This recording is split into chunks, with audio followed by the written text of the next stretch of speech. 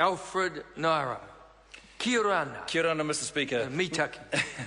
Mr. Speaker, I thank you, and I rise to take a call on the Victims of Crime Reform Bill in its second reading. I want to acknowledge our colleague over here, Mr. Dennis O'Rourke, and his comments. And as he said, he unreservedly supports this bill. This is a good bill. A minister and a chair and a committee that has worked hard to ensure that we've heard the submissions that have been made. Mr. Speaker, one of the points that Mr. O'Rourke raised, which I think is quite important, is that on the other side, the Labour did talk about the fact that in 2007, Lynn Pillay, who was the chair at that time, when they did make the amendments, the Parole Amendment Act of 2007, but what that has done is that inadvertently there have been unintended consequences, so we're amending those. So while we've talked about the things that they have done, this is the thing that we're changing, Mr. Speaker. I think that's important because of what it does. It's ensuring that victims are informed about their considerations, the release on parole, and so that they can participate effectively in the parole hearing process.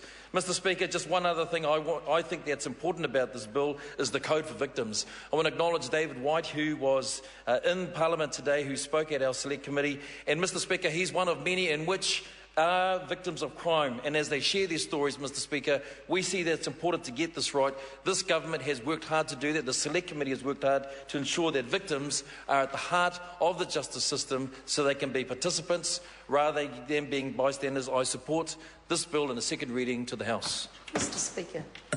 I call the Honourable